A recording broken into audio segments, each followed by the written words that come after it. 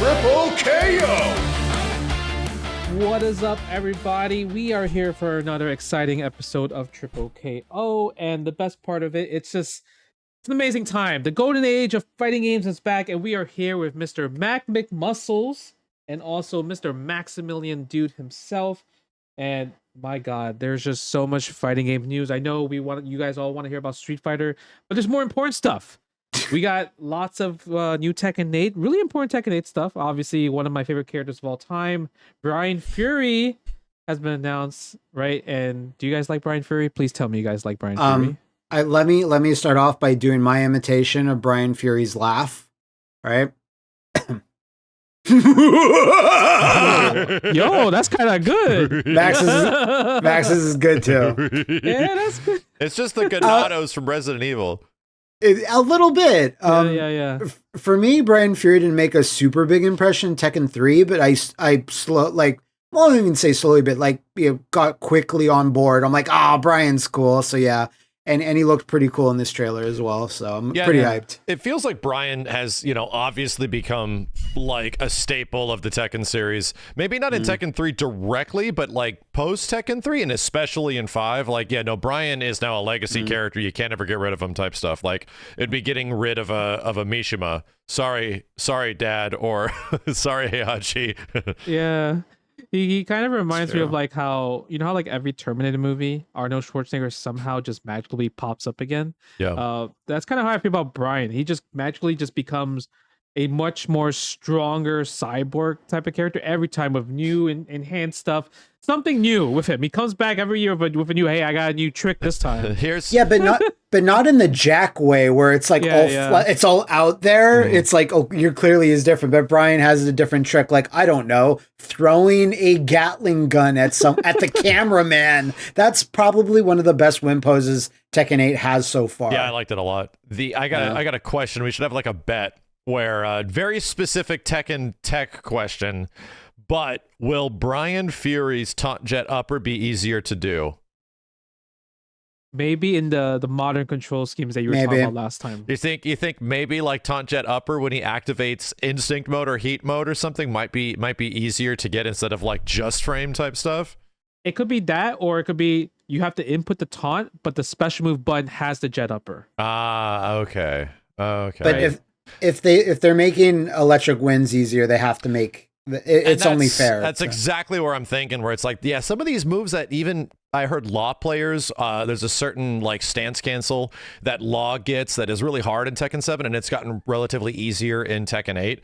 A lot of these really like specific situations that require a lot of, dexterity potentially might be getting easier in Tekken 8. And again, I'm not exactly against that, right? The power of the move might be adjusted accordingly because it's easier to do. But as long as the game is expanded in ways, you could simplify shit, right? That's okay at the fighting game for the next game to simplify stuff. That happens all the time. More accessible, sometimes more simple. However, you have to expand what's possible. We can't just be playing the same game with less stuff. So it already seems like Tekken 8 is doing that.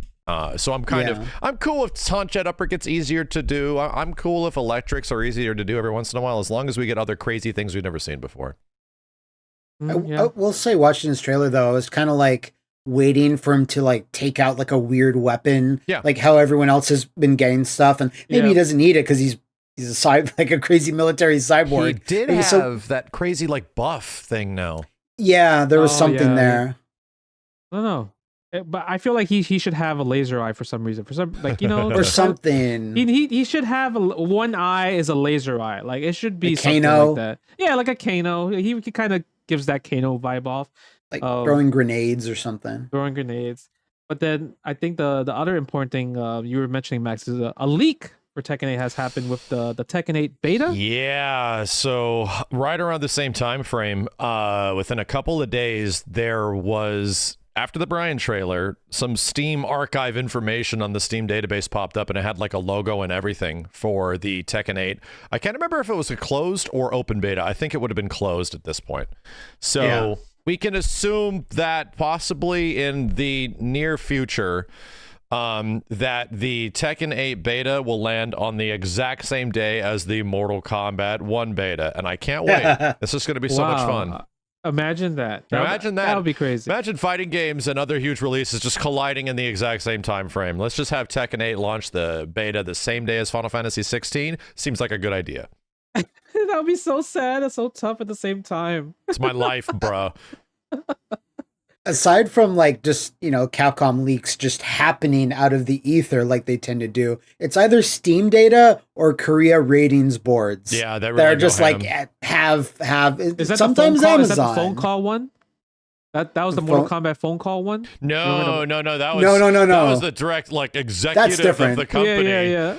Being I don't know what he was doing. And there's also the Amazon stuff every once in a while where Amazon is just like, here's the entire season pass.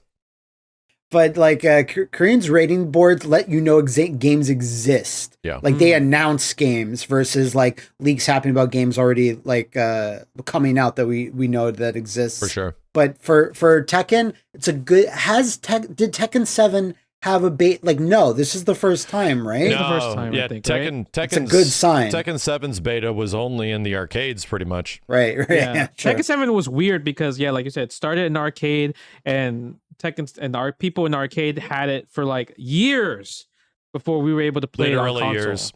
It was 2+ years, and they went through I think 3 giant revisions of the game. Technically, we forget that there's a game called Tekken 7 Fated Retribution, which introduced Akuma. But before that, that was the Tekken 7 that had super shite mobility, going back close to Tekken 4 from what I remember. Everyone complained about it. So yeah, I think the pressure's on. And clearly, Michael Murray, when I was talking to him at the pre-release event, they know this, that okay, so this is the first time we've never had an arcade release to sort of guess and guesstimate how our game is going to be played to get ready for console. We're not doing an arcade release this time. So it's the first time in Tekken's history, and they know they can't mess that up. So there's going to be a lot of pressure because the development of this entire franchise revolves around it being an arcade game, getting those impressions and getting ready for console. So now they just have to nail the console release. Do you know if that, there's no talks about having an arcade version of Tekken 8, no? Nothing I think that has been officially announced. I think the only reason that we were seeing Street Fighter 6 potential arcade types is because it still runs on PS4 hardware. But Tekken 8, and I think we talked about this a little bit before, is next gen exclusive. So they're not even porting the game to old gen, and the highest you're getting in arcade hardware is a lesser PS4. There's some arcade hardware that's kind of like PS4 right, which is what you get with Street Fighter. Street Fighter 5, sorry. So I don't even know. I would be surprised, really surprised, if there was ever an arcade version of Tekken 8. I could still see them doing it down the line. Maybe a while. Because there's been a couple arcade releases where it was Dead or Alive 6 or 5, I forget what it was, but that had a late arcade release after the console version. I could see them doing it, but like Max said, I'd be surprised too if they did that extra cost. I think most of those are on PS4 hardware or close to it. Mm-hmm. So it's it'd be significantly more expensive to design an entire board, an entire cabinet around PS5 hardware. So that's just the thing, is that who's going to make that? Which games are going to be made for it? Is it even worth doing? The last thing you want to run into is a Capcom CPS3 situation where you spend all this R&D money and time and you put out a couple of fucking games that nobody plays. Max, do you remember that line talking to a Capcom guy about how hyped he was that it was for the arcade? And I'm sure at the time he was thought it was a huge flex. But it's a line that in retrospect is the dumbest line ever. What was it? He's let's see consoles do this. They can't. God. And I'm then you can't sell it. Yeah. Until the Dreamcast, you can't sell it. And that's a loser system in terms of how many people bought it. So it's you completely squandered that time, making something exclusively for arcades when arcades were dying is the most boneheaded move you could do at that time. I see where that mentality comes from, right? I do too. Yeah, all of us come from an era where, Jesus, man, the arcades just blasted out the asshole, just ripped open everything. PCs, like consoles, nothing was doing what arcades were doing in the entirety of the 90s, right? So I get it. It's almost holding on to into this like ancient belief system that doesn't exist anymore. I had that when Evo was announced that they were switching to console. Oh, fuck that. I was definitely like, talk about this every couple Evo sucks now, bro. I remember like feeling reading all the threads on SRK, like Evo's lost its way, you know, Yep, like, oh, these we're not going to conform to. I remember that shit, dude. It was bad. I was one of them. I was definitely posting, boo, I don't want to go to your tournament anymore. And next year for Super Turbo, we're using Super Turbo Revival on GBA. Bring your GBAs, bring your link cables. We played on PS1. We might as well do a GBA. Did you compete in that, Justin? So I recently did like a whole ass Street Fighter Legacy, and I dedicated like a 20-minute episode to ST because the game's been remade like 4.5 times technically. Yep. And one of those versions was the freaky ass SF collection on PlayStation 1. And that was like the only way to play ST outside of the arcade version for a long ass period of time. Yep. So that version was actually played at Evo, and from what I understand, it was one of the dankest ST finals ever. Yeah, like all the favorites that like very like dark, Troy, very Valle, dark. Like they all got washed. They all got washed. Craziest part is if you look at the Evo history of them using ST, they went through at least 4 versions. No, really? I think 5 versions of ST. Like 2004 was the Dreamcast. Dreamcast Grandmaster. Yep. Yeah, 2003 was the last time it was arcade. 2005 was the PS1. And then 2006 was the Hyper Street Fighter 2, right? And then so the 15th anniversary collection. Yeah, and then they stopped, and then they brought HDR as one of the tournaments as well. And after that, they're like, you know what? Arcade or bust. Yeah. That was just forever after that. Arcade or bust. I feel like HD Remix was there like for a year or two before SF4 came out. And once SF4 came out, it was like they didn't really start. There's no more STs anymore. Yeah, that was kind of when the community took over, and then they just did like their own like tournaments of legends, and they brought their own arcade cabinets. Yeah, I still remember you because a lot of people like I was getting some flack from folks about like Alpha 3. How Alpha 3 is a great game, but I always remember it getting like a level of scrutiny amongst like the competitive community to a certain degree, at least at high level play, where it's like a lot of people prefer Alpha 2, a lot of people like Alpha 3 because it's obviously great. And I remember it's like. When I went to EVO like the first you did a like a money match exhibition against John Choi. And it wasn't an Alpha 3, it was an Alpha 2. Because that's what everybody wanted to see was the Alpha 2 exhibition. I was like, oh, okay. And that's kind of what I remember is that actually true where it's like did the custom combos have that much of an impact at high level like Alpha 3? So if you look at the Japan footage, yeah, Alpha 3 Vism is just the most toxic thing ever. So like Daigo just had a recent exhibition. And it wasn't Alpha even 3. Vism, yeah. Yeah. And he said the only way I will play the players are playing now is if you play Aism with me. Mm-hmm. Right? Because he knows that he has no chance to catch up to fight against Vism. It's true. It's just really insane. There's infinites because of the Vism crouch cancel and everything like that, right? So that's kind of the reason why a lot of people outside of Japan didn't really mess with Alpha 3 as much. While like North America, like during the whole pandemic fight cake craze, like Alpha 2 was like popping. Everyone was playing Alpha 2 everywhere. I was watching like Alex plays like Sagat, Valle, and Choi were just playing every single night. It was content heaven during the pandemic. Yeah. Yeah, so Alpha 2 was just super popular during that time. A bit of inside baseball when we were recording our last sponsored ads for last week's episode. Justin literally had to go to make that Daigo Alpha 3 event. He's like, gotta go. I'm like, yeah, go. Because you're in Japan at that time. And I mean, to me, like for Alpha 2, it always seemed like Alpha 2 was the pure best alpha, where it's like we didn't have as many crazy things. Yeah, not much crazy stuff. Yeah, so me like just very much an outsider, but looking in, that just always seemed to be the reception. Like Alpha 3 is the one that's way too crazy. Like, and I think Alpha 2 is simple to understand. I think it's kind of unfair because Alpha 3 is so great in so many other ways. So it's just like an improvement almost in every way. I just prefer like the aesthetics of Alpha 2 and like the simplicity of it. But it was the first game to do, and I realized is why I was kind of comfortable with CVS2's like Cap SNK 6 different ways to play every single. Like I was okay with that, but in Alpha 3, it had introduced 3 different ways to play a character, and at the time, no other Capcom game had done that before, and that was like daunting and scary. It was. It's weird because the aesthetics for me, like for both, like they're interchangeable, where I like some things in Alpha 2 better. Oh, yeah. Like I like the stages better in Alpha 2, but I like the announcer better in Alpha 3. Announcer's so good, yeah. Exactly. I like the intro way better in Alpha 2. I prefer it over Alpha 3, and like there's all these like little it's the same thing for Street Fighter 3. Yeah. I prefer some things in New Generation and Giant Attack, and then most of it I preferred in Third Strike. So I got a weird one. I think I prefer the music in Alpha 2 compared to Alpha 3.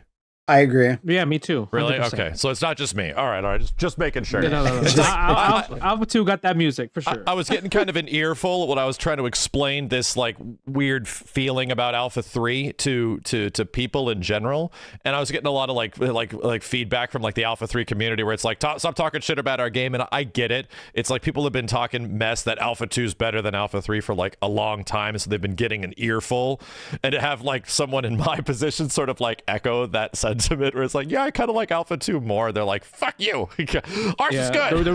They're just different. The one thing that Japan has been doing a lot to kind of like show more love to Alpha 3 or like get more people interested is they're doing kind of like these rules where it's like Oni Aism tournaments, Oni Xism tournaments, right? To kind of make the diversity more and it's not just about Vism, because I think, like you said, that's what a lot of people are like. Oh yes, Vism is just too broken. That's what everyone does, and yada, because yada, yada. Aism, or I think it's Aism or Z in Japan. Well, Z is zero. Japan. Is Japan? Z is in Japan. It essentially brings it to like relatively close to Alpha 2, except it has all like the new mechanics. It's got the crush counter stuff. It's got like the air tech stuff, all that shit. Yeah, pretty much. Okay. Hey, today's episode is sponsored by PayPal Honey, the easy way to save when shopping on your iPhone or computer. And inflation is kind of a thing still, unfortunately. Lots of things getting the big old price hikes. Justin, what are some things around the house that we can possibly dump on in terms of how inflation has affected them? Listen, let me tell you, I know you guys might think I'm trolling, but I know when y'all go to the supermarket, y'all see those eggs.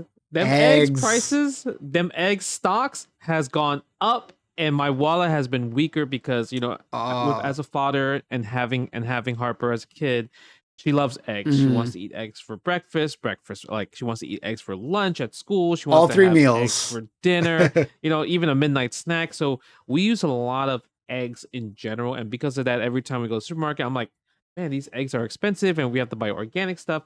So now we're like, okay, we got to save money elsewhere. And another thing that Harper likes to do is, she likes to draw with markers and everything, and guess what she does not do after using the marker?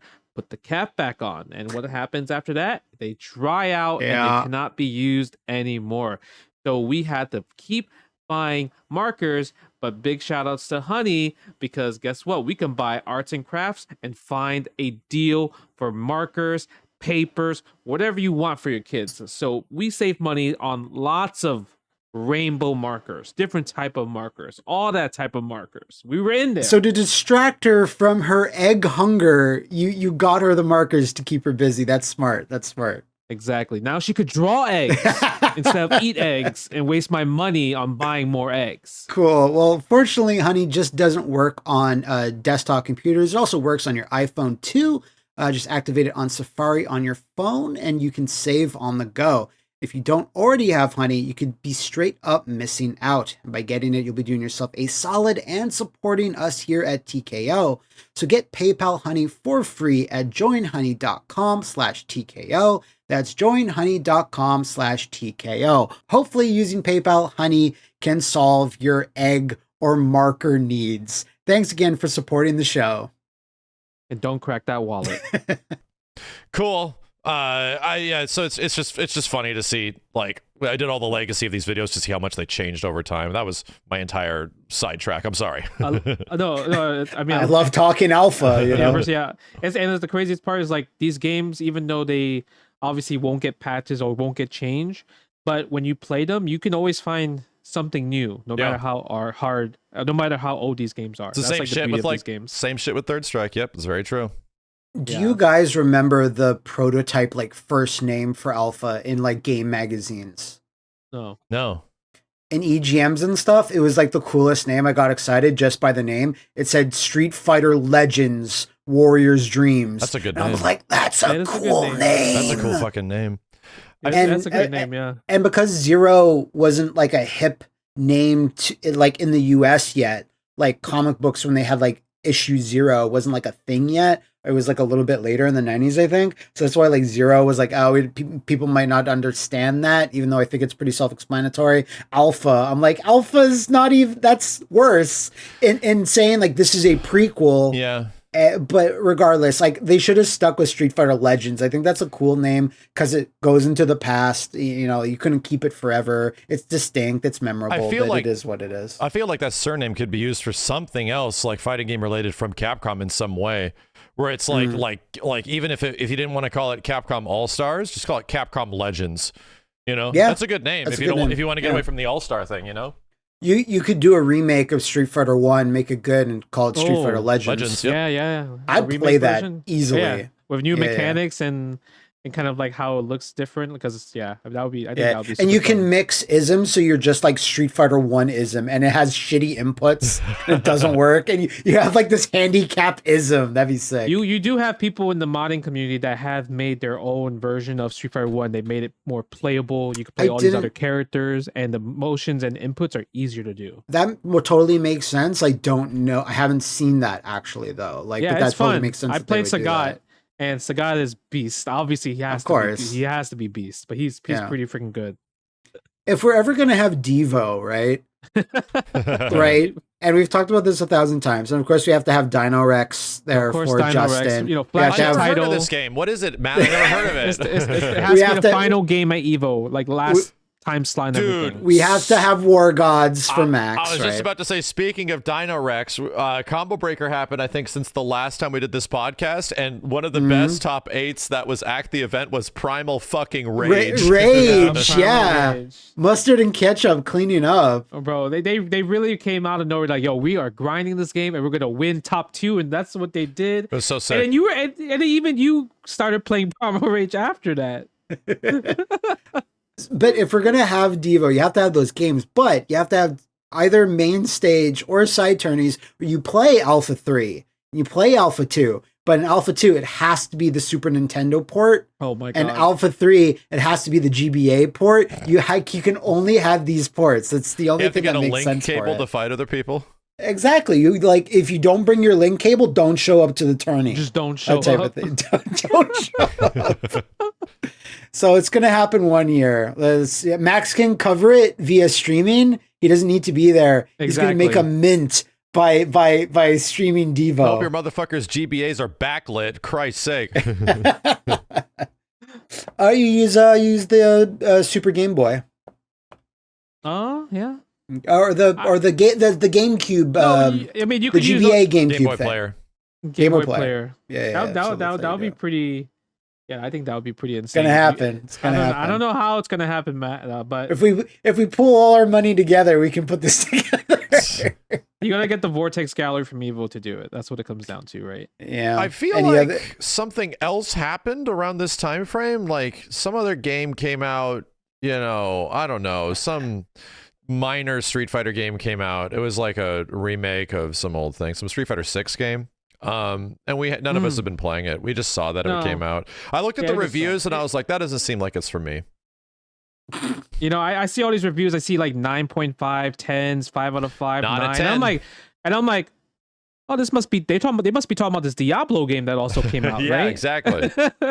They must have mixed up Street Fighter and Diablo in their review scores, because there's regular fighting games don't score over 9.0 traditionally. They just don't happen. No. That you're not even like joking, because I find fighting games, maybe you're gonna remind me, like someone look up MK11 or something like that, but I find traditionally, like even mainstream big fighting games, like maybe outside of Smash, they get like 80s at the most. You're and stuff. not wrong. I'm actually not wrong. I had a Metacritic deep dive because I have not used this website forever. Yeah, and I was just looking at the historical reviews of the genre.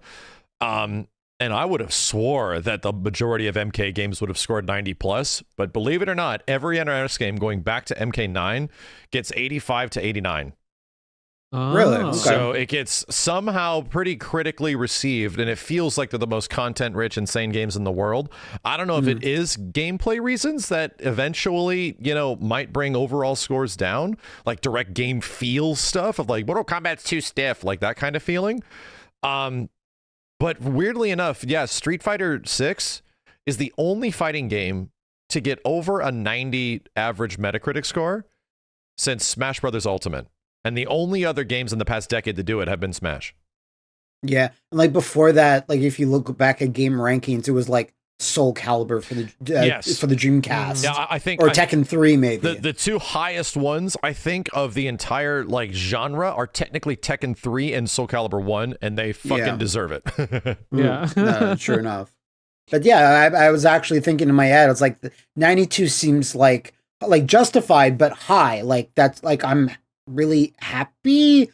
But just because the genre just doesn't click with a lot of reviewers, because fighting games, big, huge ones to this level come out like once every 3 or 4 years when we're cycling through the different franchises. And then there's all the smaller ones. Yeah. But even then, like what did Strive score? Do you remember? Did you see anything? I can actually check it right now. Street Fighter I just looked it up. Street like Fighter 93, right? Went up to 93.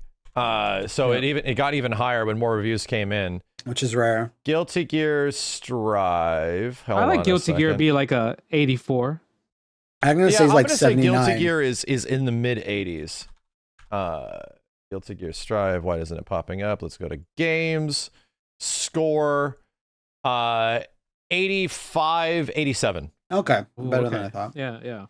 So the thing is, Guilty Gear Strive is a relatively contentless game. Like when you really think about it, like there's barely arcade modes per character, nothing close to what was in XR, right?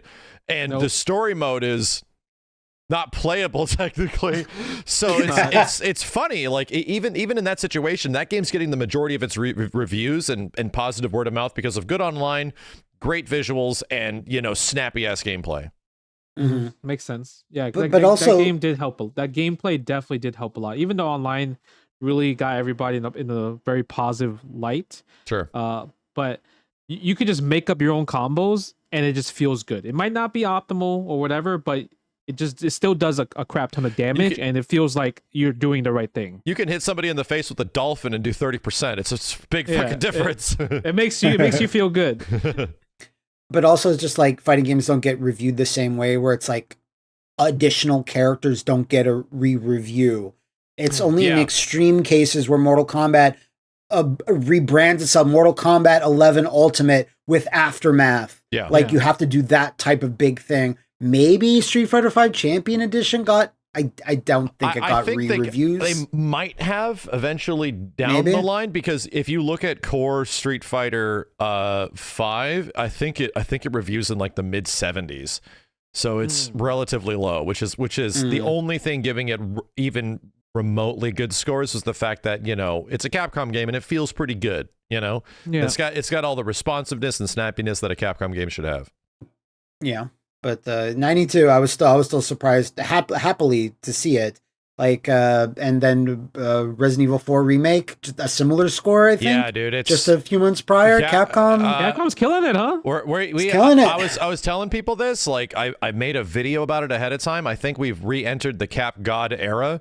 The last time we were in the Cap God era was, around the Street Fighter 4 to Marvel 3 time frame, where like Resident Evil 5 was coming out, and that was still pretty good. And most things that they were pumping out were kind of dope and awesome. They brought back Mega Man, like all this shit. So it felt like a Cap God era. And now it's like, no, we're not even in like a Cap God era anymore now. Like, it's the best that the company has ever done. They're doing the things that people want, and the things that people want are actually good.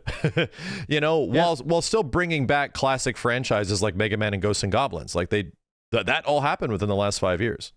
Yeah. And they have like other stuff, right? Like Exo Primal's coming out as well. Yeah, too. that's like the one that's like questionable, you know? Yeah, it's like because it's random. Yeah, it's a weird one. It's kind of like, random. What is the concept of this shit? So it's not Dino Crisis? It's already a hard pill to swallow. No, but there's a crisis. There is a crisis. There's a crisis, and there's dinos. Now there is a woman with red hair, but it's not Regina.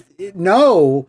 But there's a crisis involving, like, it's such a weird thing. Like, I'm almost expecting it to be a troll. And like a month before launch, which I think we're in now. I think it comes out in July. They're just gonna hear a trailer and be like, "Nah, it's actually Dino Crisis." But like, some people don't want that. But some people are like, "No, I actually don't want this to be Dino Crisis because it's so different." Which it is. I'm willing to bet at some point there's going to be the term crisis and Dino said in the same sentence. It's gonna be said, but not Dino Crisis. Like not one to the next. Some characters like this is a huge crisis of dino magnitude, like some dumb line like that.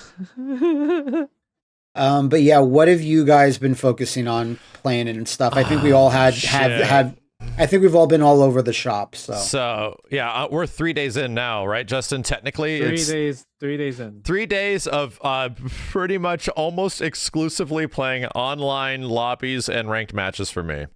We here at TripleKO wants to give a big shout outs to Manscaped, one of our sponsors for this show. And guess what? Summer is coming. It's already June. You know, it's getting hot, and it's time for us gamers to go outside, touch some grass, touch some sand, wear some shorts, and my God, I need a trimming all over. I don't want to wear these shorts, right? I don't want to wear these shorts and you see like kind of like these little hairs sticking out at the bottom of my shorts. I don't want any of that. So guess what? We need to trim them bad boys to make them perfect. But what about you, Matt? What are you trimming out there? Much the same. I have a little like very quick lake beach mini vacation coming up, and I'm looking down there. I'm like, it's a mess. It's not great. Man. So it's jungle fever out there. It is. So using the Performance Package 4.0, which of course includes the Lawnmower 4.0, the waterproof shaver down there, it can get me looking all fresh and all clean down there. So, in case like I'm in the water and my shorts just go flying off, I'm going to be embarrassed, but not as embarrassed as I would be. But fortunately, we have Manscaped holding us down, keeping us fresh. And for that, I'll be incredibly grateful. I don't want that to happen on our little lake vacation. Yeah, of course. You want to make sure that if something accidents happen, you will stand proud like Superman pose, and people be like, wow, that's well shaved right there. Right? Yeah. But other than that, if you guys want to be in that same position like Matt and myself, making sure we are trim, you can get 20% off with free shipping with the code TKO at manscaped.com. That's 20% off at free shipping with the code TKO at manscaped.com. Trim those chesticles with the besticles and make sure those hair ain't squiggly around, and make it pointy and straight and beautiful. I think I have been on this game for at least 35 hours now. Like you've only had it for 37.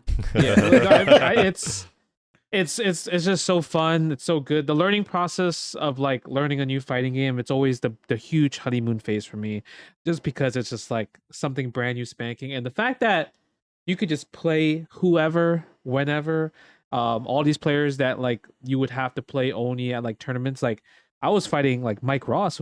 He lives in Singapore right now, and we were playing, and we had a great connection. I think it was still under 150 MS. Wow, that's the whole entire time. That's completely play. The only times I'd get into situations that are relatively unplayable is 250 to 300. Yeah, it has to be two. Yeah, starts at like 5 to 6 frames of rollback, and I'm like, this is a little chunky. Yeah, so like I fought like people in Japan, all good, Taiwan, like everyone, and yeah, like it just plays so well. Like you can actually have like you could just actually stay home and run a whole online tournament season like with this game's net code. It's just that good. Yeah, I feel like what they have accomplished with net play in this game is kind of something special. And it's comparable to Strive, which is good because it's like Guilty Gear Strive has really good net play as well. But I feel like even in that game, a lot of players will stray away from the longer like distance connections. It kind of falls apart in some way. I don't think that's the problem here. Like I would run into some players, like I'm fighting some dude in ranked in China and he's on Wi-Fi and it starts to get a little freaky every once in a while. But if they had a wired connection, it's kind of fine. I'm like, that's crazy. That's the entire Pacific Ocean. And it's like a complete different country than, the much closer like Japan. And this is like launch games, essentially. Like this is like within 2 or 3 days. But I think it also was because they did the open beta right before the game launched. Thank God. Made this launch successful because when the open beta came out, they had that 1 hour of like maintenance and they had another 1 hour maintenance on the following day. But right now, there was no maintenance issues, none of that ever since. The only thing that there was an issue with custom rooms, and then that was even fixed with like really quickly. So that was about it. That was really good. Yeah, I was pretty happy about that. I'm gonna be honest. If the World Tour mode of Street Fighter 6 was not in Metro City, I probably would have left it as like I'll play that in a bit. But because it is in Metro City and I'm desperate for a new Final Fight game, you're desperate like, for Hagar? I was like, I know, I just have to. If it was a thing where it was like all over the world and you're like in Seattle or San Francisco, like for Ken's Hub World or whatever, I probably wouldn't have been invested as much as I did. I did try like every other thing I could, arcade mode online, and I invited my friend Rocky over, who's like, there's a Street Fighter 6. He just has a brand new child. He's just not into video games as much as he used to be, but we play Third Strike all the time since, right? Yeah. And he's like, "Oh yeah, there is one. What's its deal?" So here's my litmus test of how good Street Fighter 6 is. Him having played 0 betas, not even the demo. Mm-hmm. I sat down. I'm like, okay, this does this gigantic move called Drive Impact. Then you can do this, then you can do that, and this is how the controls work. Just regular classic controls. And we were having a blast within like 3 matches. He's like, oh, okay, this makes sense to me. And always weird in the back of my head, like drive system, maybe it's too much for people that don't play fighting games like a lot. Maybe it is, but it didn't seem like it was. Like he worked on a base of Third Strike and he's like, oh shit, you can just do parries whenever you want, basically. Yeah. He's like, that's really fun. And we're not having high level matches. It's impossible. You're just playing. Yeah, I'm involved. So it can't be that high level. Right. But we're playing it, and he was just like, that was really fun. I'm going to buy it now. Yeah. Nice. Knowing nothing about the game, essentially, other than it exists. I think so. I was really happy. Drive Impact is like the most perfect fucking mechanic, dude. It makes you feel good. So even at like a low level, you're seeing it all over the place. People are complaining about it, but if you start responding to it, you get that visceral, like, oh yeah, I got you, like kind of feeling. Yeah, I got you. But even at high level, you don't see it nearly as much, but it's still there, and it still elicits the exact same feelings. Right. Even in like the diamond to like master ranks, they're still around. Like Justin can attest to this. Like even of you were playing some of like the best players in the world over the past like 24 hours, and it doesn't go away. It really doesn't. It's still going to be a functional mechanic, but it's still going to elicit, oh, I got you. Oh man. The result as of which is like full goddamn damage you're getting. Like literally 1 hour ago, before we started filming this podcast, I was playing against Gamer B. He's in Taiwan. Right, and he's playing Honda. I hate this character. I hate that character, by the way. Honda seems like he's becoming a problem very quickly. He's a problem. He's a truck, bro. He has a truck with no brakes. And then there was one round where I perfect parry like 5 times in a row, and everyone's getting hype. I'm getting hype. I'm like, wait, how am I perfect parrying? It felt so good. So you're perfect parrying headbutts, right?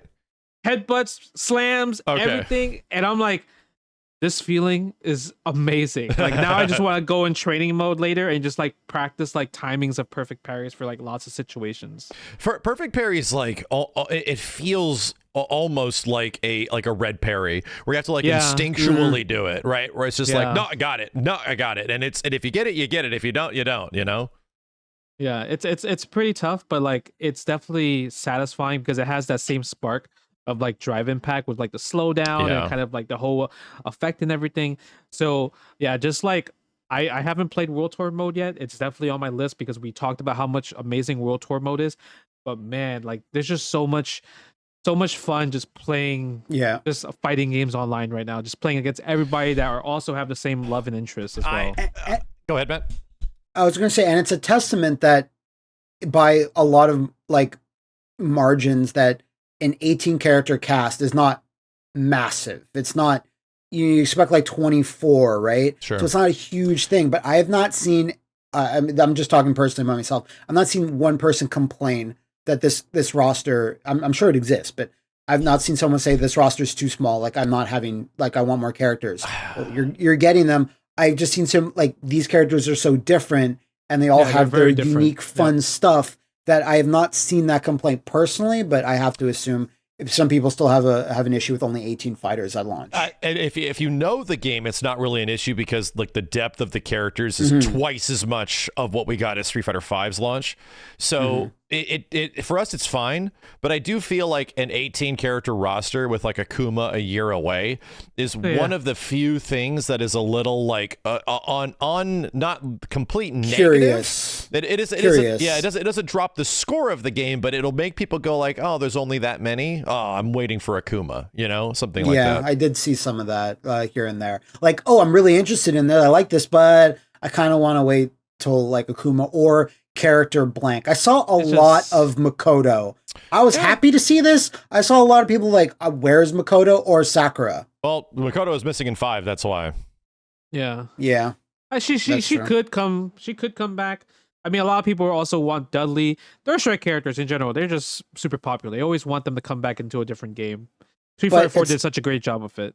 We talked about this early on. It seems like certain casts of characters seem to be specifically there's replacements, but they're specifically omitted from, like, they're mentioned very briefly in World Tour, but because there's no Final Fight characters, no Third Strike characters at all, or New Generation characters, let's just say, that they have to be included in future waves of DLC, where it's like there's not even one representation versus in even 5's launch roster, like at least had some like alpha characters. I get what you mean. Like their omission is almost like an admission of them being showing up in the future. And having gone through World Tour mode, the fact that like they're okay, this is spoilers, not spoilers.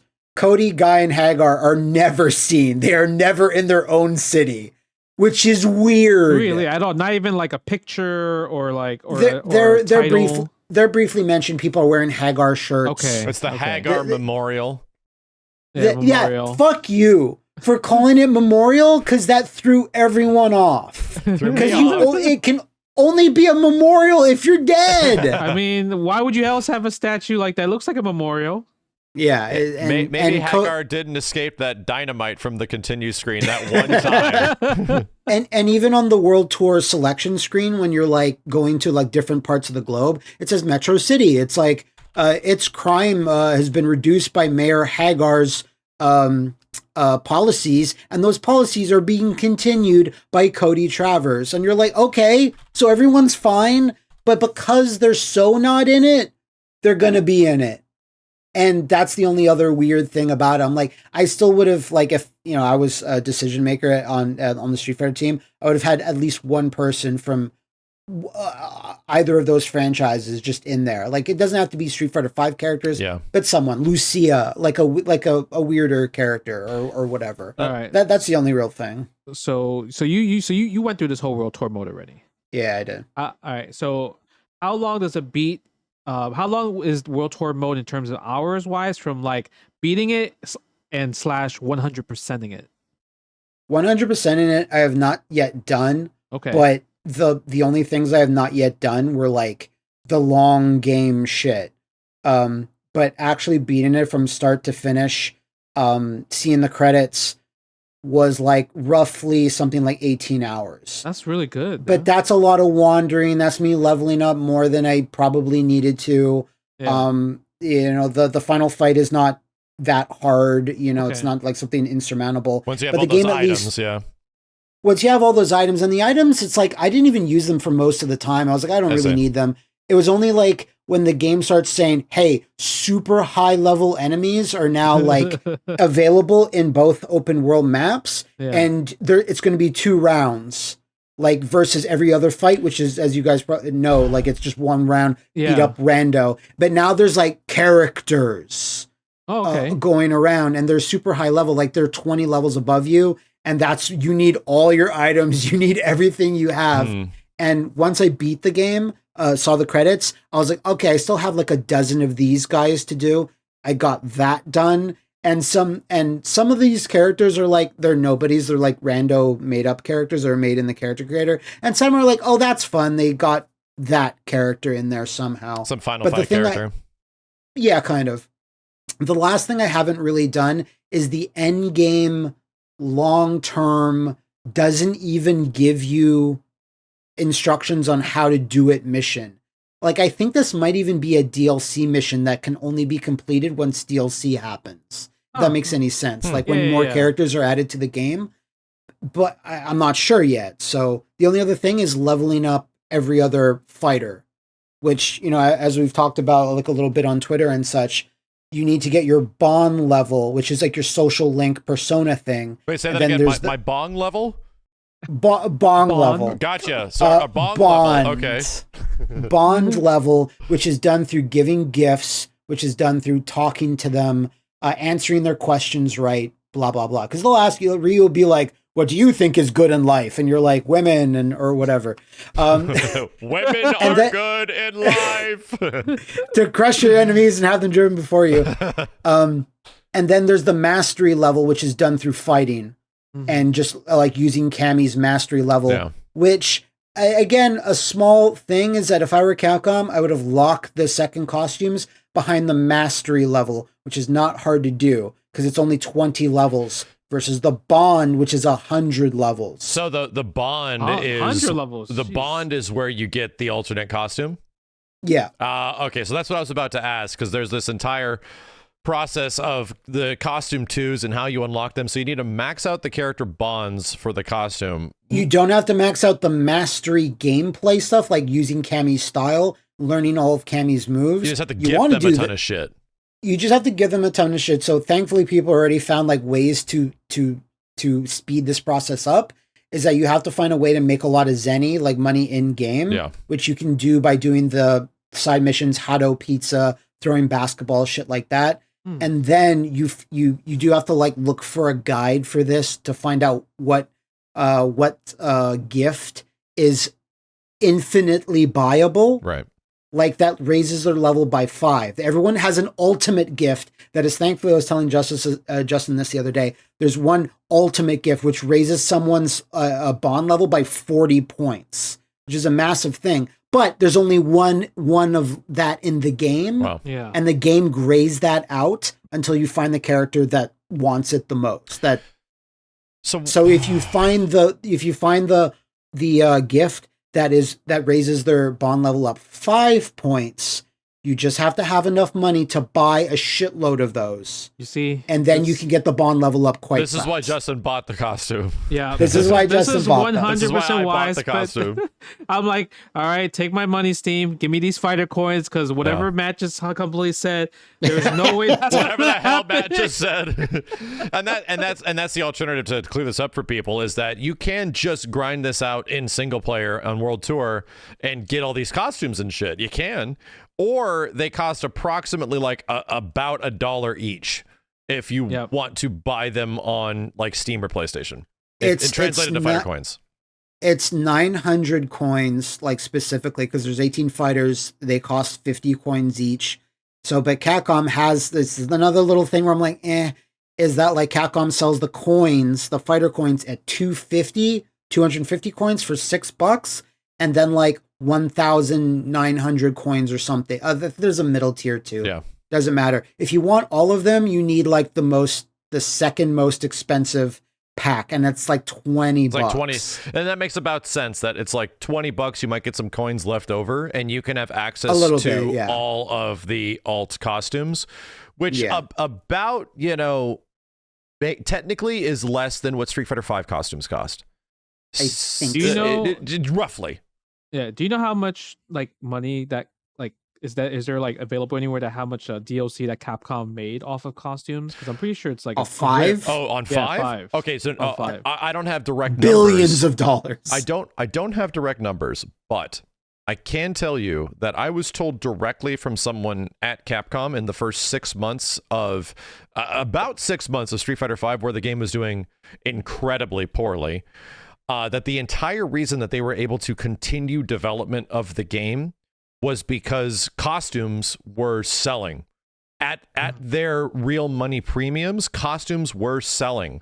So because costume sales were high, they were even able to budget out the remaining parts of the game to get it fixed. That's crazy, yeah. So if they didn't sell costumes in Street Fighter V like immediately, no, we might not have been in the same situation we're at right now. Street Fighter might be dead. Yeah. I was about to say all 28 of Chun-Li's costumes Shit like that. saved Street Fighter. We could personally thank Akiman, and all of his Chun-Li Thirst Trap costumes might have saved Street Fighter. I'm not even shitting you. In the list of costumes, I think it says Akiman Thirst Trap Costume 1 to Akiman Thirst Trap Chun-Li Costume 8. Because there's so many. There's so many. So and a lot of them are legit super sick. No, they're very cool. Yeah, and that's the thing, is that the alternate costumes, even in Street Fighter 6, are really high quality. They're like crazy cool for the majority of characters. So I'm like, damn, if we get more costumes on this quality level for the remaining, like for this roster and the new characters, I'll want to buy those, dude. They look ridiculously good. I mean, I already spent money, so it doesn't matter. I'm in it for the long run. The thing I was going to ask, Matt, is the colors. When you get their costume, their quote unquote DLC costume or their unlockable costume, it gives you all the colors. It does. What about the core roster colors? Because those are unlocked with drive tickets. Is drive tickets the only way to unlock those colors? Do you know? I did not unlock them in World Tour mode at all, so I'm pretty sure it's only drive tickets. And you get drive tickets by playing World Tour, right?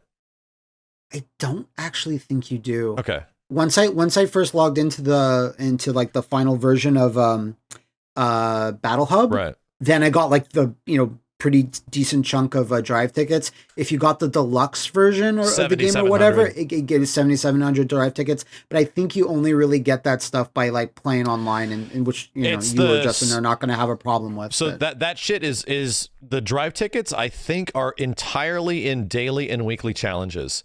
I think so too. You can get 500 drive tickets as of recording this by just playing 5 avatar battles. And that's it. So you actually go to every lobby and see a lot of people playing avatar battles. It's like, oh wow, people are doing it. I haven't done that yet because I haven't done World Tour, so I want to get these different moves. It's a hoot. I call them the freak fights. The freak fights? Yeah. It's a hoot. Freaky Fight Fridays. Yeah, it's every Friday. My character is very looks like a monster pretty much. It's a freak. I'm excited. Yeah, I'm excited. Freak. Yeah, I'm excited. I'm excited to go through World Tour mode so I can do avatar battles like legit wise. So I have more questions about World Tour stuff for Matt. Sure. Do you actually unlock a whole bunch of cosmetic shit for your character, or is there like a limited amount with the Zenian currency you get? Oh no, you just like I don't think it's I'm not sure if it's transferable to your avatar battles in the Battle Hub. It is. It might be. It is. Okay. It should be. It definitely is. You unlock shitloads. You unlock shitloads. Like you can just by beating up randos on the street, because you can. If you guys remember, you can like press like a button. You can see what you get from beating that rando. Yes. Yeah. And like almost everyone usually has at least one piece of gear. Gotcha. To that's put on. So that's good, because I was like actually wanting to customize my online character more. And there's very few things you can even buy with drive tickets / fighter coins in the Battle Hub shop. So I'm like, man, I just want more stuff. I guess I just got to play World Tour. You get a shit ton there. And you get really good stuff if you beat important characters. Like if Ryu just ask like, hey, do you want to spar? Mm-hmm. Like you'll get Ryu's gi. Like that's dope. Tattered. Yeah. And you'll get like Thrasher's glasses. This is like good. You get good stuff. Because it directly translates to online. Yeah, I already seen people walking around with like the whole Blanca Chan full outfit. The costume, well. The costume. Which you get very easily. I got multiple Blanca Chan like different colors. Not different colors. It's always the same. But the one thing I personally want to say about World Tour is that like in my review of Street Fighter 6, like I went around the cast, I was playing around, and I did say like, this is a personal thing. I haven't found a character that I 100% click with. Like all the new characters, they all have stuff. I'm like, I really like that. I really like that. But there's something that's like, I'm not the biggest fan of that. When I go to the original, like older characters, I like all this new stuff, but they're still not like my main I've figured out yet. But something that helped inform that, like just a little bit of boost over the edge, is like now I really, really like Ryu and Cammy more than ever, specifically because of World Tour mode. Because these are characters that historically don't have a lot going on about them, personality-wise.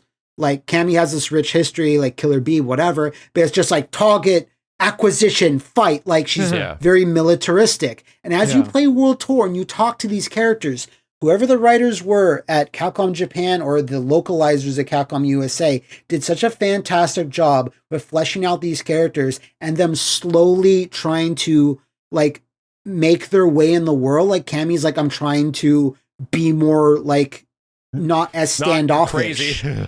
Not like a crazy person that only thinks about the military and doing the operations and eliminating targets. It's all this stuff with the cats that they gave her.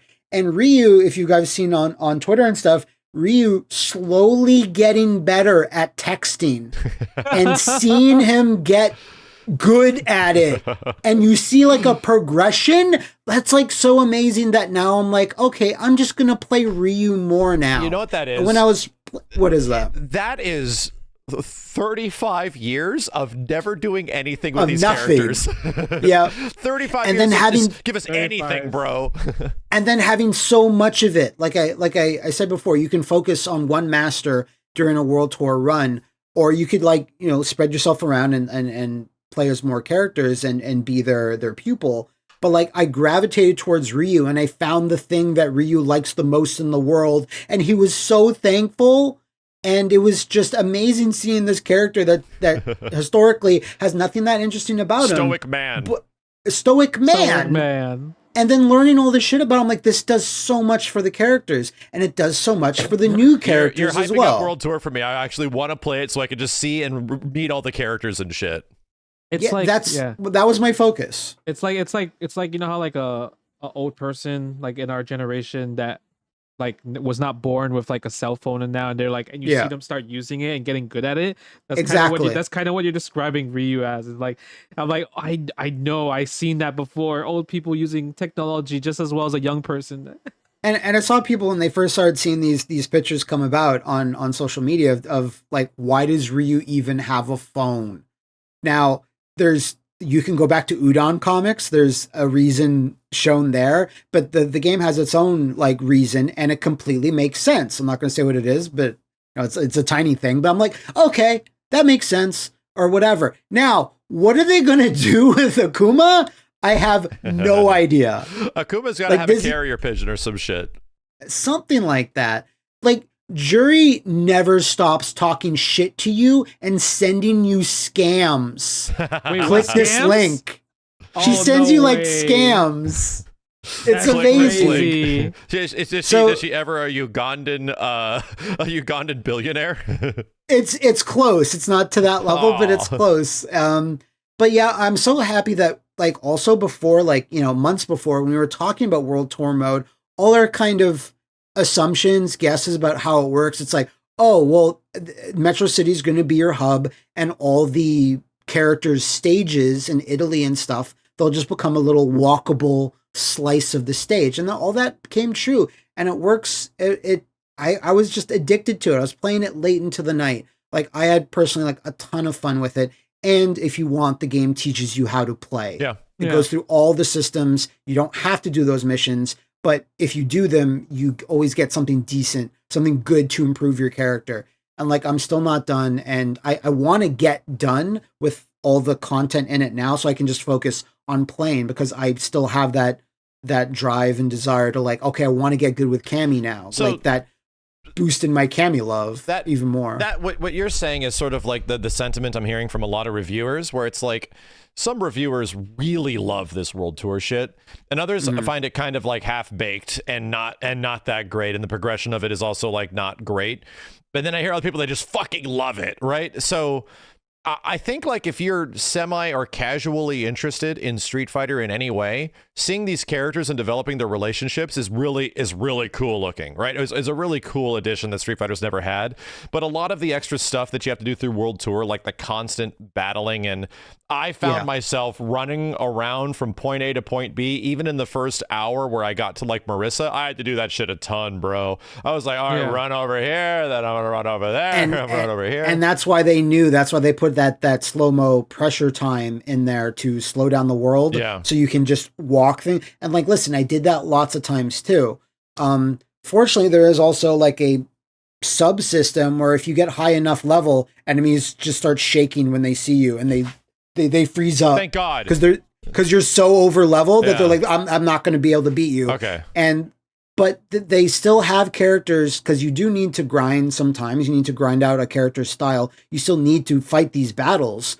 And there's always an area in the game where it's like, okay, the high level enemies are always there, so I know if I need to grind, I can go there. But once you go back to Metro City, no one bothers you. Everyone's like, this guy's dick too big. We cannot fight him, and they just don't bother you. So, like, I'm having almost more fun being at a high level and having not much to do, but it's easier to grind out all the character stuff and whatever. But like, there's still so many references, so many. I think I said in my review, people that love Street Fighter either wrote or designed this mode. Yeah, like there's so much fun shit to discover. Lots of stuff like people haven't talked about online yet that is like really, really end game shit. So I was super happy with the mode. Is it the most polished? Is it as good as any AAA game? No. Is it as deep? No, but it is probably the more polished thing that's come out in a while. Like I had like one or two bugs where like important NPCs just disappeared for like 30 seconds. Yeah. Then they pop back up. Oh yeah. And that Loading was it. issues and stuff, right? Just loading issues. Like I didn't see anything. Like I didn't crash once. Didn't like nothing like that. So like it was relatively bug free, which is sadly like kind of the low bar that games like this, that like open world thing with missions and shit and RPG elements. Just fall like apart. I was happy with it. Yeah, just fall apart, and this did not. So the other thing I was going to ask you, since you've played through World Tour, is do you prefer this style of single player, or even what Capcom was setting up in this, than kind of what obviously it's better than Street Fighter V story mode because it's abhorrent, but do you think it's better than what they're doing with like Mortal Kombat? Do you prefer this stuff? I think we talked about this in the last episode when Mortal Kombat 1 was revealed. It's like, I think Mortal Kombat 1 could still be something even more special or amazing if they do something slightly different, or even more than that. Choices, a progression system, not just be story A, B, C, and that's it. Like if they do something like that, I'm like, that has a good shot of being just as good. But I really like this mode because it is something I've kind of wanted in Street Fighter specifically. Yeah. Mortal Kombat Conquest and the PS2 games had something similar, but this is a way more elaborate, more fun version of that. But like, I think I even said, if Capcom released a even more polished version of this at 18 hours, you could have sold this as a game, as a spin-off. You could have sold this as Street Fighter Legends. Yeah. Whoever's journey. And it avoided the thing I saw some people worried about. I was like, is my dumb OC going to be beating Ryu to death and outshining everyone? I'm like, no, they avoided that because all those characters are your master. Gary Oak, Bosch, is there for you to do that. Yeah. Not the Gary Oak. Yeah. So you're not beating up Zangief super easy. When you do beat Zangief in matches that Zangief asks for, Zangief's like, that was awesome. Yeah. That's it. Okay, so it's not like Necalli in Street Fighter 5 where you just smoke him every time he comes out. Exactly. It's not like that. Even the final person you beat, it's not definitive. It doesn't really, that was maybe that you could consider that a bit of a letdown. But it avoided that issue of having either new character, like let's say if they force you to play as Luke or Jamie or something, like really Luke beats Ryu easily. Like I don't believe that. That's like a power level issue, whatever you want to call it. And they avoided that, so I'm like super happy. I want I want Street Fighter 7 to have this mode again. Yeah. You know, so it's something that I want that. Even with this early state of them, like this is like version A, right? Yeah. And even as we get DLC characters, we're going to get updates to World Tour. And that's the thing about SF6 is that this is an evolving single player game mode. This will not. I'd like to think so. And it certainly seems that way from what like they explained with the DLC. So things in World Tour will likely get better. Like progression might be changed or be better or be simpler. Maybe traveling around places might be better. You get like a moped or a skateboard. I don't fucking know.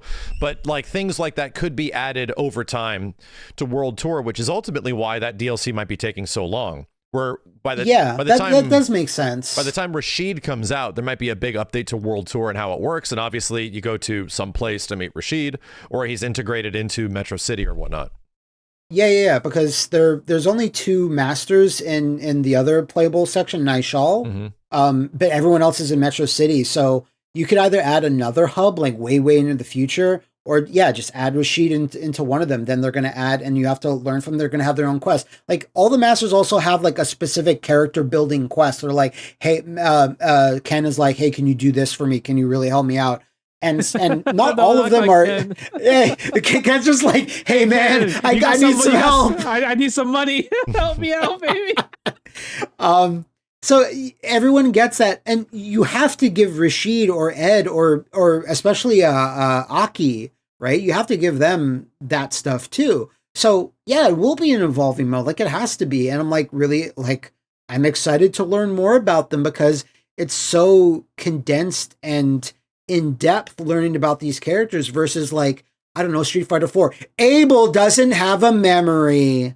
Yeah. Wow. His personality is he has no personality. Amnesia. And Max, I went through Street Fighter V's story mode last week. I'm sorry. But my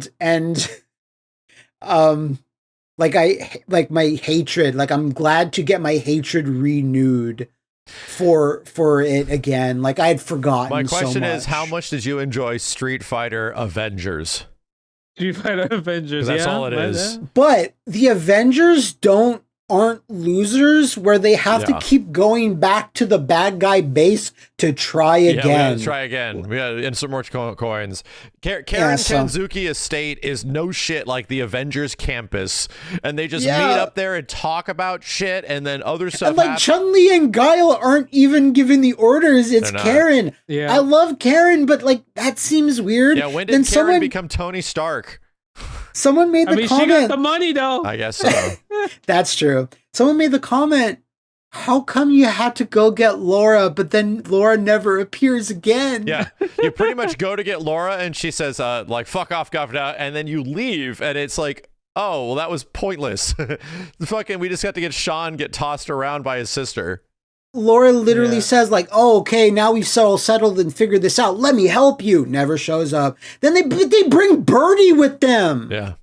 And he does nothing but like eat donuts and shit. He like gets tempted by chicken and like what the fuck is going on? He runs away. Okay, like I don't want to go through it again. The pain, dude, it hurts. But it made World Tour that much better. Okay. Like listen, the core story of World Tour, it's fine. It makes sense. It's logical for the most part. I'm like, okay. It tries to do like a thing where it's like, hey, this crazy thing's going to happen. I'm like, yeah, no, I think I saw that coming. But other than that, it was like, yeah, that's fine. Ending, yeah, that's fine. That's cool. That's fine. I just wanted to know, Chun-Li, what is your favorite gift? What is the food that you like? I still can't figure it out. I still don't know what Chun-Li's favorite thing is. Maybe she wants a red envelope. Good call. That's a good call. Red envelope with $20 in it, man. Yeah, $20 in it, right?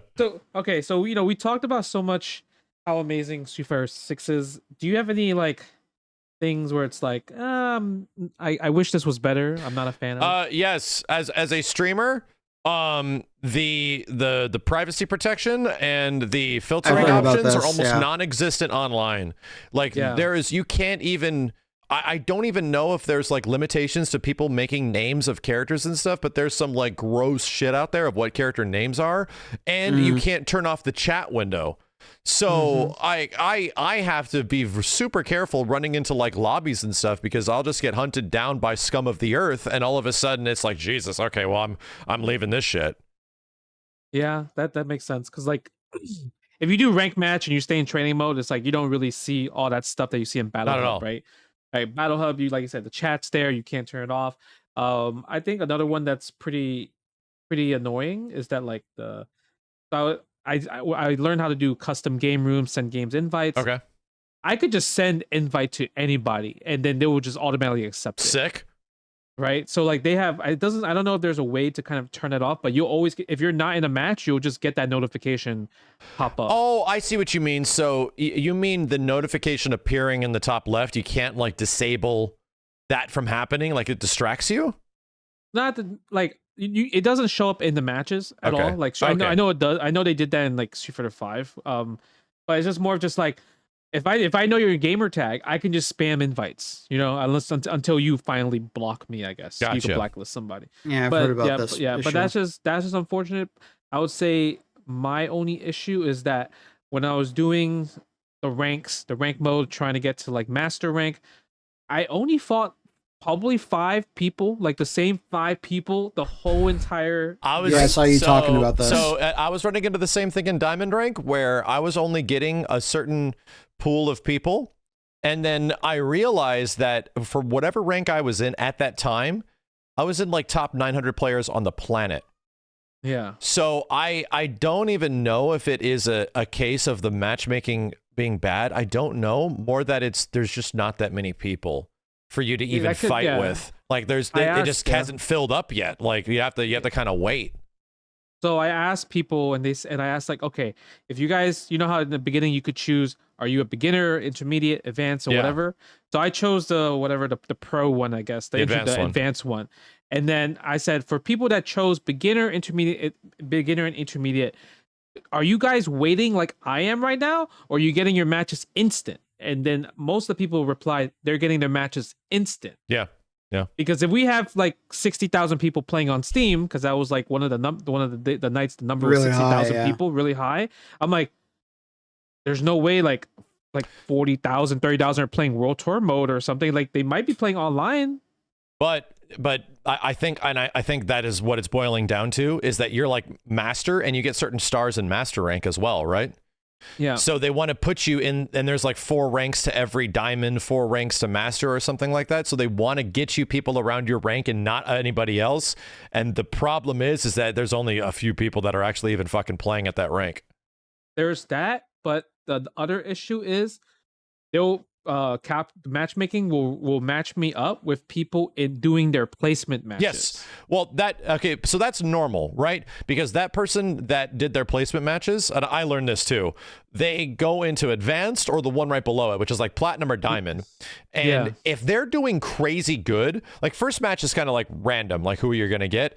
If you go 2-0, okay, it gives you somebody a rank higher. Go 2-0 again, somebody a rank higher. And then but if you've gone like 4-0 in your placement matches, it straight gives you some of the best people in the planet.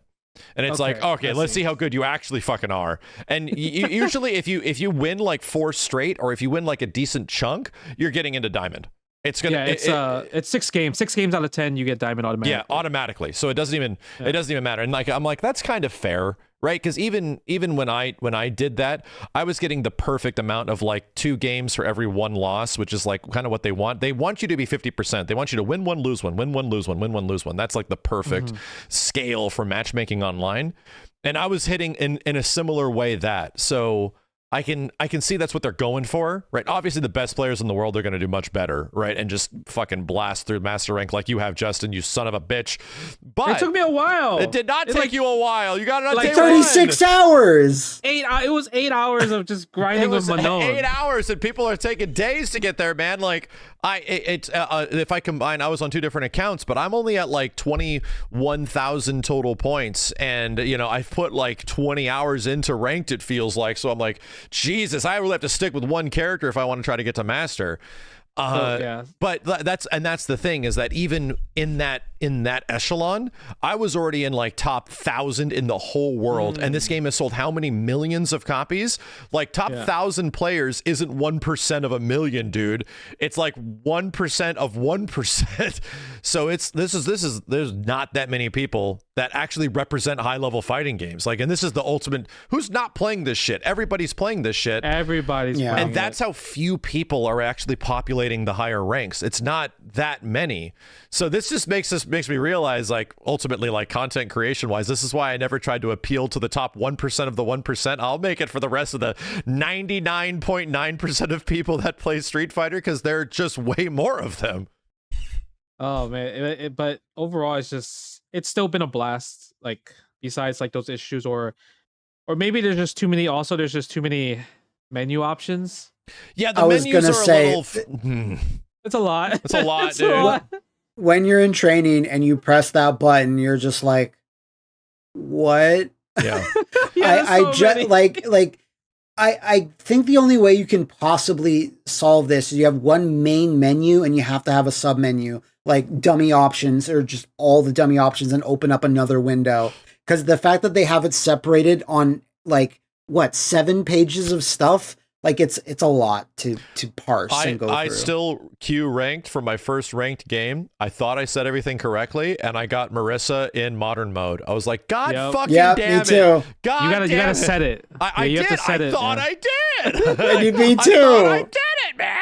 And so still, it's still like the menu navigation and all the different parameters. Granted, it's a good thing that all those options are there. This is the most option-rich fighting game I've ever fucking seen, dude. Like, you can almost do anything you can think of between selection and stages and training, but the way it's all organized and where it is very segmented in different places, and you have to I'm like, okay, so where do I have to go to turn off the rollback quick speed thing when you review matches? Because there's an option to watch player matches and live matches as they're happening. And when you're playing rollback games, what happens is you jump into the fight and you see it going fast forward. It goes and it catches up. So that's just something that's existed forever. 6 has an option to turn that off. I didn't know that. That's godlike. If you don't want to watch the speed up at the start where that syncs the players to the spectator, you can actually turn it off and it plays it at normal speed the entire way. It's not live. Crazy. It's not like happening 1-to-1 with what's happening live, but it's a few seconds behind, but it's way better. That's so godlike, because like during the whole Super 5 online CPT, and you see the counters go in, I'm like, oh man, you just missed like 50-60% of the match, right? Yep. So it happened in Street Fighter 5. It happened all the time in MVCI, and they finally put in an option for it. It's in like options, like other settings in gameplay or something like that, and you can turn off the speed up for spectating. Oh, that's so good. That's freaking amazing. Thank God, dude. Yeah, that's so good. But I spent so much time. Like, I feel like I wanted to play World Tour every single time I jumped on and played the game, and I played a little bit of it on day 1. But dude, the past 2 days, I was just playing ranked, and my ass sat in this chair for like 5 to 6 hours, and I was like, how long have I been here? Holy shit, dude, this is insane. It's really like crack. You know what I mean? Even though that's a forbidden word, it really is like crack. For me, I think it's like echoing kind of what I said before. It's like maybe 2 more characters, like make it an even 20 in the launch roster, an alpha character, a third strike character, a final, anything from that realm might have been just like the cherry on top of or already amazing Sunday. Is like the only other thing I think like would do. Maybe alter the costume requirements for earning them in game. Like I said, putting it on the mastery. Rather than the bond level, because it's a way less time investment. It's still a time investment, but it's way less. It's just like little things like that, but they're essentially nitpicks, Yeah, and I think criticism wise is that DLC pack 1 like really isn't like super appealing for everybody. Like Akuma's the one character that everyone will unanimously be like, oh fuck yeah, let's go. But even between like Ed is okay. Shit, and then Rashid is like, oh okay, that's pretty good, and then Aki, like another new character, it's like, okay, like this isn't like a banger, like a complete banger DLC pack, you know what I mean? Yeah, I mean, we talked last time, I were like not all that excited for Ed, but now having gone through World Tour mode and seeing me like, wow, I like this character even more than I did before, or, that's like, I'm excited to now go check him out and see if like, can you make me an Ed fan? You have a good shot. Yeah, it kind of makes the story interesting because Bison's technically, I guess, not in the game at the moment, and JP is like the Bison, the new successor, Bison, or the new Bison. Yeah. So kind of seeing that interaction between JP and Ed might be interesting because Ed is supposed to be the vessel, right? The new vessel of M. Bison. So that could be pretty interesting lore wise, right? Yeah. So I'm excited. I'm definitely excited to play World Tour mode maybe after in a few weeks. Yeah, in a few weeks. I was because online is so good, rank is so good right now. I was gonna ask, especially for Justin, because we've been playing a lot of ranked and we've been seeing a lot of different stuff, right? So what is the problem characters right now? Number one is definitely Honda. Honda is like, okay, you're gonna have to figure some shit out here because this guy is always his turn. It feels like. Honda is the, Honda's that one character I'm like, yeah, he's kind of always like been the same since the 90s, ever since he came out, right? But now they're like, yeah, we're gonna make you like Honda now, and then that's what they did. Like, if you never played Honda in your life, or you hated Honda and you played Honda now, you're like, oh wow, he's freaking awesome because you could abuse so much stuff. He makes you feel like a champion. I would say another character that's really pretty up there like that is JP. Yep. If you want, like, I think the number one player in the ranking right now is a JP player, and I fought him. I actually fought him. He's one of the 5 people that I kept fighting online, and he is so spammy. It's so crazy. He feels like an NRS character, like a Mortal Kombat NRS character, just spamming like Jackie. You remember Jackie in Mortal Kombat? Like the machine gun, and everyone couldn't like get through it and everything like that. That's how JP kind of feels. It's like an obstacle course. Yes, you have to literally go through like the Nickelodeon Guts like obstacle course to get to jump in on them or something like that. And even if JPs are, so I've run into quite a few JPs like around like the Diamond, and I was playing Cammy and Platinum, and most of the time you get on them, they fall the fuck apart. They don't know what to do after like this spike and overhead low thing. They just keep making the command grab. Once you get past that, a lot of them eventually jump. And a lot of them like get stuck in the corner and you just rip them to pieces. But the good JPs do not fall apart up close. They're completely fine with you playing mid-range and them just like threatening you with all of this shit because it's like the mental stack of all the game mechanics on top of all this crazy overhead low bullshit he does from hella far. Have you seen his EX counter? Yes. So I was baiting it. By just not doing fucking anything. Because it baits on attacks and throws. Yeah, that's the cheapest part because this has never been a thing in Capcom games. So because in your mind is like, oh, if I just grab, that beats counters, right? Yes. That's just natural fighting game kind of knowledge in general for every counter ever made in history. Now you have a counter that beats throws, right? And it throws this little freaking homing orb, evil homing orb spirit thing on you, and it blows up after like a few seconds. It's and crazy then just go good. to town. And he turns amazing. into mix-up man at that point, so he just starts jumping over you and back. You're like, what the fuck do I do? Yeah. So definitely JP, and then the third character I haven't seen too much yet, but I do think they're coming. Lily, really? Yeah, Lily is so unga bunga, it's crazy. And she's really simple game plan, right? Yeah, so simple, like really easy to learn. Like you can like learn her like within 5 minutes. All you need to know is you summon the wind, and you're freaking a wind goddess after that. Yeah, you just do whatever you want after that. Yeah, so like literally summon the wind, do shit. That's just kind of how Lily is as a character. I have something to add on that. I know this is going to be weird. That transfers to World Tour mode. Any NPC that has Lily's style, or when you fight Lily, it's a problem. Oh, really? It's a problem. Like that's crazy. Like I haven't like literally after this, I'm gonna try to actually get some more online games. But it was a problem where I'm like, oh god, I don't want to fight Lily, or I don't want to fight this like rando grandma that has Lily's style. Yeah, she's like swinging around her clubs. The wind. Dude, apparently one of the most OP things in freak fights is a freak with huge arms, the biggest arms you possibly can get, and they do Lily thing, right? So it's a spin and then the whack, it goes half screen. It's like Dalsum size. It's busted as shit. Okay. No, that's the funniest part about it, because I have long arms and short legs.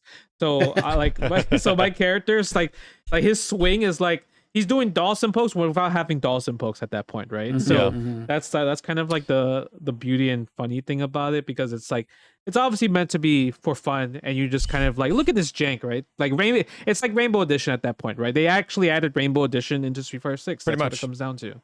Yeah, friend of the show, Ultima Shadow X, has a Dalsum style on a Blanca-chan costume, and it's like the worst. That's confusing. It's like it should be banned. It should be banned. Stretchy arms? Yes, yeah.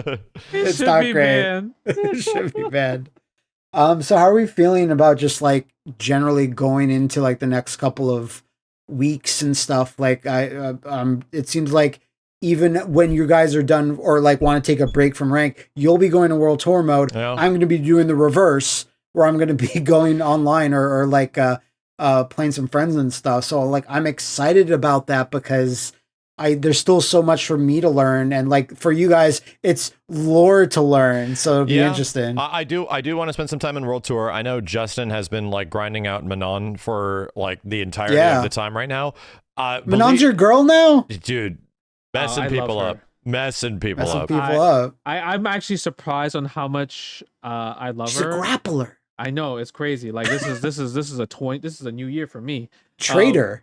But I think the reason, like, she's so fun to me that when I look at any other character on the roster, I'm like, I don't want to play anybody else. Wow. Oh no. Uh-oh. Yeah. That's that, because I was like, literally last night, like after streaming, and I'm like, I have the game on, right? I'm looking at the character select screen, and I'm like telling my wife, I'm like, oh, like look, I like all these characters, blah blah blah.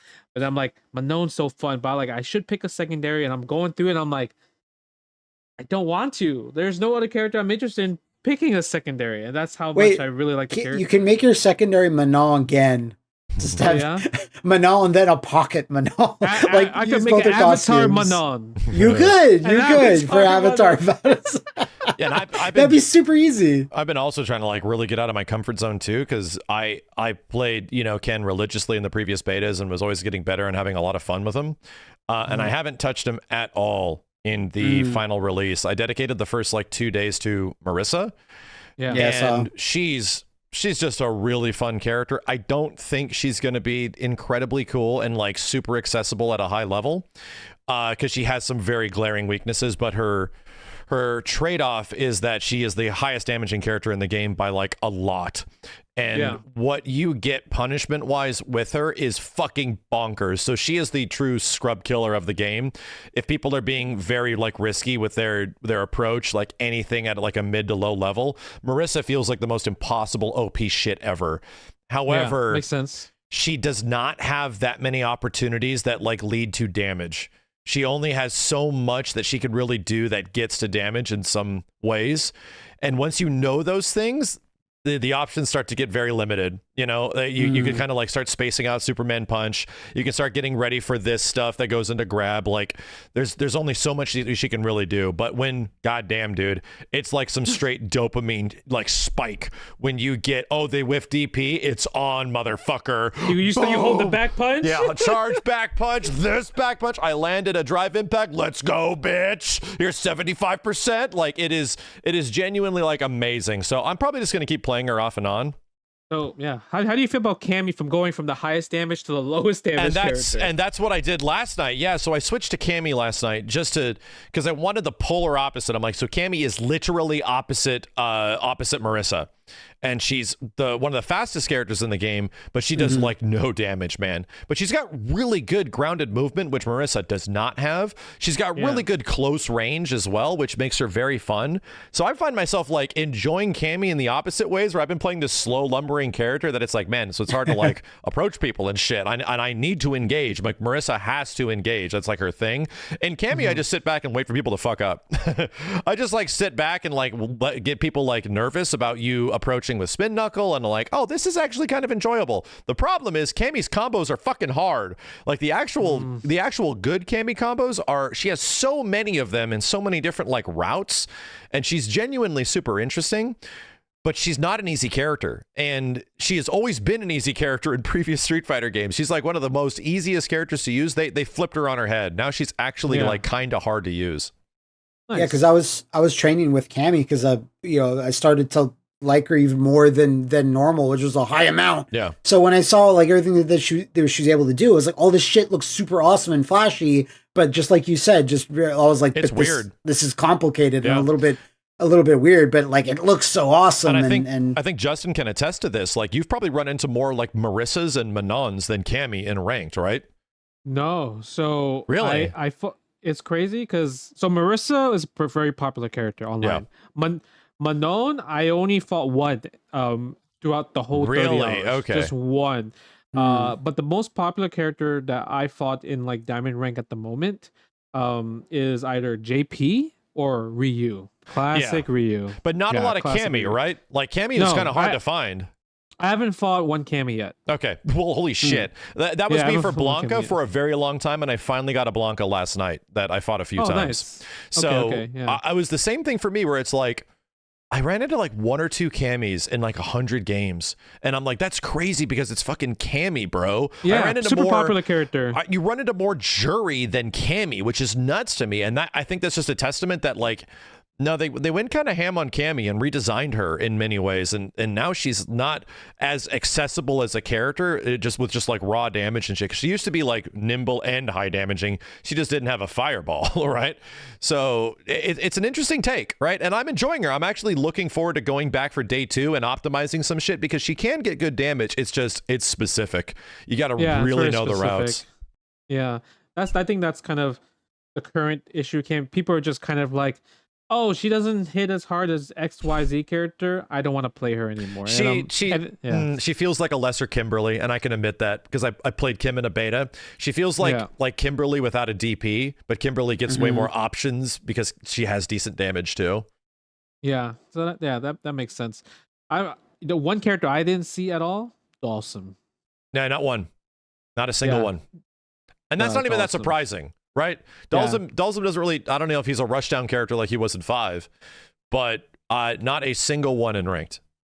Yeah, he's hard. He seems pretty hard to use. Like when I was just going in training mode and everything, I'm just like, I don't know what he is. Is he a zoner? Is he a rushdown? I couldn't tell. It was one of those things where I'm like, I'd rather let like a Dalsum expert like figure them out, because people that are experts at playing characters like that or from their past games, they're gonna stick with their characters for sure like that in this game as well. I'm really interested when we reconvene about the game in like maybe a couple weeks and just say how are we all feeling. You guys tell me how your experience was making a character that has Ken's normals, Cammy's special moves, and Zangief's supers. Like when you really think about that, like Max saying about the dichotomy between going for a slow lumbering character and then Cammy, it's like you can make your character have both of those things. It's really weird. Like you are stuck with like movement speed and whatever and normals being one character's style, and the thing that you switch out are special moves and supers. But still, like I made a character that had like spiral arrow, screw pile driver, and Kimberly's dash, like her sprint. Oh yeah. And I was having so much fun because like I had something for every situation. Literally every situation. Then supers, like, it wouldn't matter too much because like a level 3 like decimates most characters that you play or whatever. But I'd be like, I want to know what weird Frankensteins. I know you make visual Frankensteins with your weird characters, but just like gameplay wise, like essentially having to create a character and like being able to build their thing. It reminds me of Mortal Kombat Armageddon when they had a character creator all the way back then. Yep. And you could just make the busted, stupid character that makes no sense. It's like a wrestling character. Yeah. It was. But this is obviously more balanced and stuff. They don't let you take like a move that moves forward. Like certain moves are disbarred from you putting on your character because you have a move that's so similar, like a special move. So I'll be keen to hear about what you guys actually went through when you complete that mode. So to end today's big Street Fighter 6 discussion, I'm curious who Justin thinks is the top 3 like best characters in the game in like day 2 or 3. And I think I'll pitch to Matt who I think is the best. I wonder if I could like mute everything. I think I can. I'm gonna pitch to Matt who I think is the best. So Justin, do you know how to like mute yourself really fast? I'm gonna tell. Just take off your headset headphones. off. All right. Take it off. And give me a thumbs up when you're ready. Gotcha. Okay, that's much better. All right, so Matt, I think the best 3 characters are Manon, Guile, and JP. All right, Justin, you're okay. We're okay. You're okay.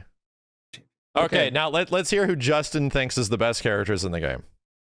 So looking at like people's plays and games and everything like that, and seeing all the new tech that's coming out on Twitter, I would say right now, top 3 could be Guile, DJ, Ooh, okay, and Ken. Really? Okay. Yeah. Those are you got one of the 3 that I said. Who did you say? I said Guile, Manon, and JP. So JP is up there. I do think so, but it's just I'm just wondering like eventually when people stop getting hit by Pierce and bullshit stuff like that. Sure. Like what happens to the character, right? Yeah. Guile, because Guile, he all know even this. though his simple game plan is just too good, right? DJ, they just gave him the world. Like I don't see him having like I don't know what he doesn't have. Mm-hmm. Like even looking at like what Japanese players are saying, they're saying that like he has everything. Like he doesn't have. He's got the invincible reversal too. Yeah, invincible reversal. He's a hybrid charge. He's a hybrid character now, so he's not like fully charged anymore. He has a Dance Dance Revolution minigame. Yep, that's a great one. He has like really amazing buttons. He has like the fastest drive rush in the game. Oh my god, it's disgusting. It's like Sonic the Hedgehog. He turns into Sonic the Hedgehog, runs at you from full screen, and grabs your ass. You're like, Sonic Jesus, dude. Yeah, so like it's the fastest in the game. Like it's literally like instant. Like you're not gonna check it. Like everyone that's trying to check the dash, you have to just check the throw. Yeah, you really have to like. You have to respect that. So point, right? Tell me, because I see in like high level play on like other streams, Manon is all over the place. Like she is. Yeah. There's a lot. That's what I was gonna say as well. Just me looking at stuff. I see Manon everywhere, so, like in videos and shit. I was gonna ask you, Justin, what makes her not great? Is it the lack of like an invincible reversal? So she doesn't have an invincible reversal, but I think every grappler doesn't have that. Lily actually doesn't have an invincible reversal. That's not DP. Gotcha. Surprisingly, I don't know. Zangief also doesn't have it either. The thing about Manon is that she can't stop really good fireballs. Like she has like the twirl, her hit grab, she can go through fireballs, but if your fireball is a lingering fireball, you actually can't go through it. Like it'll hit you. So it's because the Guile fight is hard for her that she's gonna have a tough time with like Guile or Ryu. Guile, DJ, Chun-Li. Gotcha. Right? She doesn't have a really good normal to stop kind of like those far pesky normals. Ultimately, at the end, she's going to have to take more risk. Right, so like she doesn't have a cancelable crouch medium kick. She doesn't even have a cancelable crouching light kick as well too. So even though like the metal stack is really good, for, like if you get to level 5, you make the opponent very scared and everything. The thing about Manon is like she actually gets hurt by drive impact a lot. Oh really? Like because of the lack of cancelable normals. That and then standing heavy kick, and standing fierce, like the buttons that she actually uses in neutral for footsies. They actually lose the drive impact. Yeah, that is one thing that I was saying about Cammy. I was getting hit by drive impact a lot as Marissa because she just has lumbering. They recover slowly, even if they're cancelable sometimes. But as Cammy, I was fishing out with like all these buttons, myriad of buttons that are all cancelable. And holy shit, man, I was anti-drive impacting the fuck out of people. I was like, oh, so this is what it's like to have a fast character. I get it. Makes a lot of sense. Yeah, so ultimately, I think that's going to change the tide of like a lot of matches. And Guile, I mean, he has a heavy button that's special cancelable. Like that's already a testament of like he could just something that he can abuse and just do, right? And DJ also has the same thing. His like far range buttons, you can drive impact as well too. Gotcha. Right, so those characters I think, and Ken. I mean, Ken seems solid as hell. Yeah, he just takes you to the corner instantly. Yep. Like that, and that's like a huge factor because obviously now you have to think about drive impact, right? Yep. As part of the game. And any character that can get you to the corner relatively fast or with low resources is going to be a good character no matter what. Yeah. So the reason I wanted to ask this is because we're going to find out very soon who might be some of the best characters in the game, because not officially announced yet, the teams for our Twitch Rivals event. Our Twitch Rivals event was announced at last week, thanks to the guys at Twitch. But I'll be hosting a Street Fighter Legacy Twitch Rivals tournament, and the concept very early on, like 3 months ago when we were figuring this out, I'm like, dude, I want to see the best players from SF4, SF5, SF3, and even other fighting game communities go at it with each other. And clearly the SF5 guys have a big advantage because SF5 is, most similar to Street Fighter 6, but that's our big Twitch Rivals event that's happening on Wednesday and Thursday. And I mean, I think we could talk about it now, but Justin is headlining Team Versus.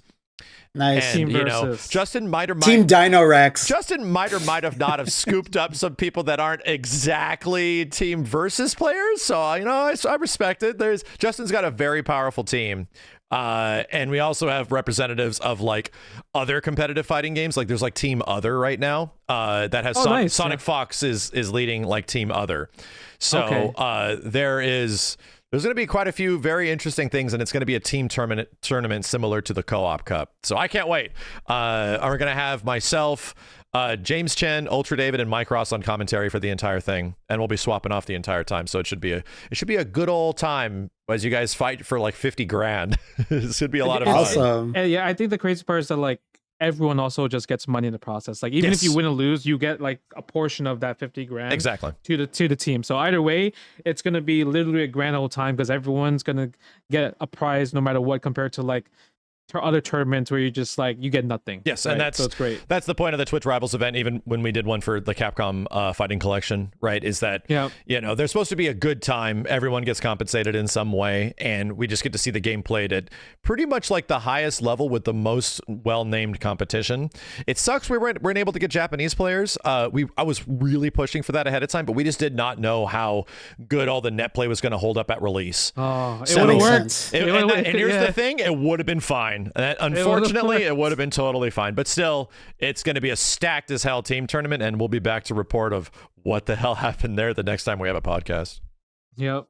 Awesome. I did promise I'd bring this up to you guys. Did you guys see Guile Wimquote's tweet about a certain game being mentioned within Street Fighter 6? I did. And my only Justin, did you see this? No. My question is, did they ever mention Capcom Fighting Jam in there? Oh, I remember. Or is it omitted? I know. Is it omitted? I have to assume it's omitted because that's just a collection. It's not, like a full game. It is though. It is, but it's not. Is the term Capcom Fighting Evolution or Capcom Fighting Jam a tag? I don't think it was in the list. But for those that don't know, Guile Wimquote, friend of the show, found when you're making your fighter profile in Street Fighter 6, it says, "What type of fighting games do you really enjoy?" And Capcom Fighting All-Stars, a game that literally not but maybe 6 Japanese players probably are in their like 50s now. That it's the one game no one can have played. Do you really? So maybe it's going to be added in as a retro game to play in the Battle Hub. Who knows? Maybe that would be godlike. I would love that. Oh Jesus, my God. That would be incredible. Oh my God! Yeah. But it cost 700,000 fighter coins. 8 million drive tickets. 8 million drive. Only here exclusive for like Christmas.